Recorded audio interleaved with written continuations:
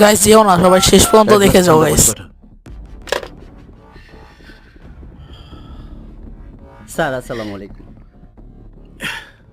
Sir bonus ফাইলটা sign করতে হবে। কিসের file? Sir Eid bonus sir. এদিকে আয়। জি স্যার। আসসালামু আলাইকুম।